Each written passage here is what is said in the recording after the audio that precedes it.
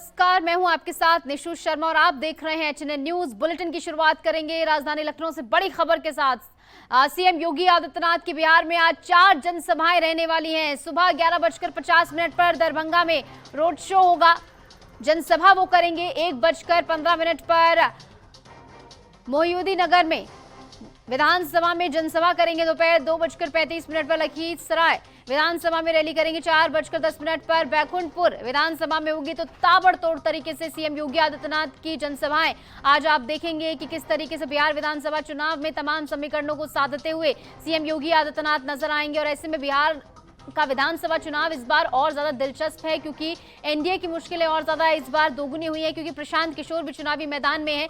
और ऐसे में सीएम योगी आदित्यनाथ से लेकर तमाम वो बड़े चेहरे जो कि बीजेपी के स्टार प्रचारकों की लिस्ट में शामिल है, तमाम वो प्रदेश जो कि बीजेपी शासित है, वहां के सीएम लगातार बिहार का रुख कर रहे हैं। यहां पर पहुंचकर जमीन पर प्रचार करते हुए नजर आ रहे हैं। इस समय बिहार की सड़कों पर आपको नजर आएगा तमाम बड़े नेताओं का जमघट, जहां पर लगातार प्रचार प्रसार उनकी ओर से किया जा रहा है। और आज आखिरी दिन भी है पहले चरण के मतदान के लिए।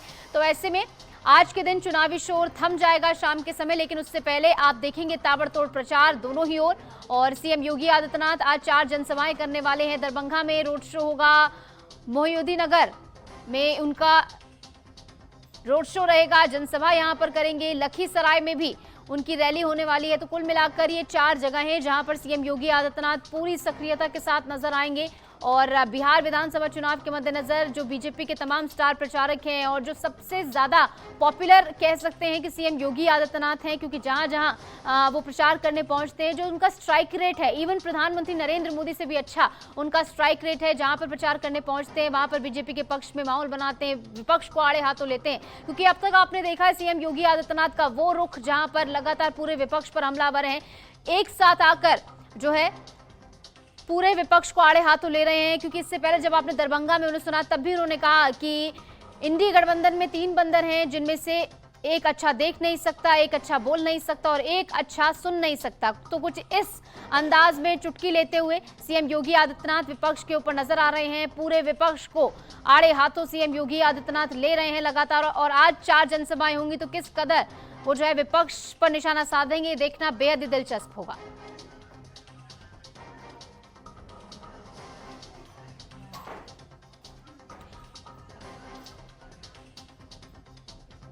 तो सीएम योगी आदित्यनाथ की आज 4 जनसभाएं होंगी। सीएम योगी आदित्यनाथ बेहद ही सक्रिय तरीके से बिहार विधानसभा चुनाव में नजर आ रहे हैं, क्योंकि लगातार जिस तरीके से वो पहुंच रहे हैं, ताबड़तोड़ रैलियां जो उनकी ओर से की जा रही हैं, जनसभाएं हो रही हैं, उससे आप समझ सकते हैं कि बिहार विधानसभा चुनाव में कोई भी कोर कसर छोड़ने को एनडीए तैयार नहीं है।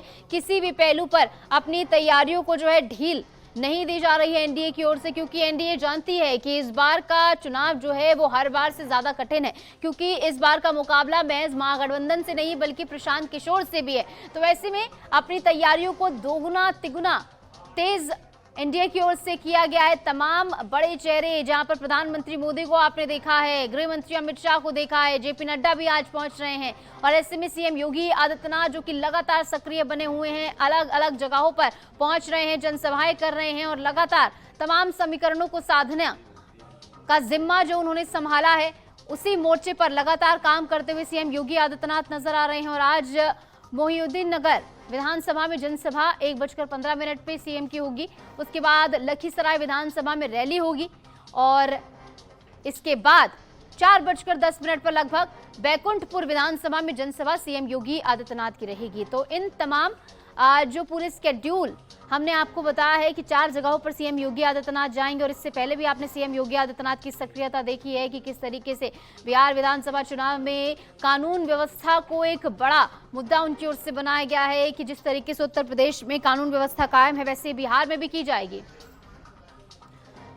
और इस बीच अभिषेक आनंद हमारे सहयोगी न्यूज रूम से लाइव हमारे साथ जुड़ गए हैं। तो अभिषेक, देखिए, बिहार विधानसभा चुनाव के मद्देनजर हमने बड़े नेताओं का जमघट बिहार में देखा है। खासकर एनडीए के लिए ये और ज्यादा मुश्किल हो जाता है हर बार से, क्योंकि हर बार सिर्फ महागठबंधन से मुकाबला हुआ करता था, लेकिन इस बार तीसरा खेमा यानी कि प्रशांत किशोर भी है। सीएम योगी आदित्यनाथ की सक्रियता इस बीच किस तरीके से देखी जा रही है? आज 4 जनसभाएं ताबड़तोड़ वो करने वाले हैं।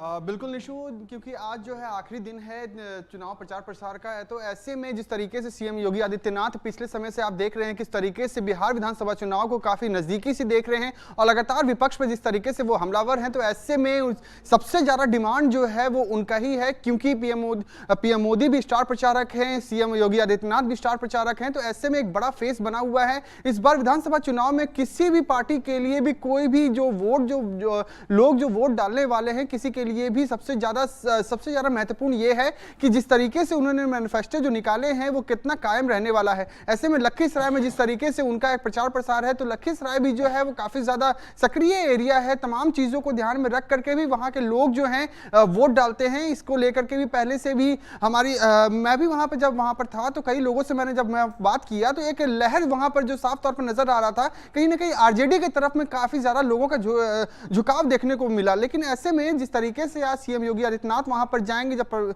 चुनाव प्रचार प्रसार करेंगे, तो किस तरीके से वो हमलावर होते हैं विपक्ष पे वो तो आने वाला वक्त ही बताएगा। लेकिन इस बार जिस तरीके, क्योंकि 6 तारीख को पहले चरण की चुनाव है, तो ऐसे में जो जनता जो है वो सभी चीजों को ध्यान में रख करके इस बार वोट डालेगी और आने वाले वक्त में जब 14 तारीख को जब काउंटिंग होगी तो देखने वाली बात होगी कि किसके सिर पे ताजपोशी होती है। बिल्कुल। और ऐसे में सीएम योगी आदित्यनाथ का हमने वो अंदाज भी दरभंगा में ही देखा, जहां पर सीएम योगी आदित्यनाथ ये कहते नजर आते हैं कि इंडिया गठबंधन में 3 बंदर हैं, जिसमें से एक अच्छा देख नहीं सकता, एक अच्छा बोल नहीं सकता और एक अच्छा सुन नहीं सकता। यानी बिहार विधानसभा चुनाव में उनका जो आक्रामक तरीका है वो थोड़ा अलग अंदाज में इस बार नजर आ रहा है। जमकर वो चुटकी विपक्ष की ले रहे हैं।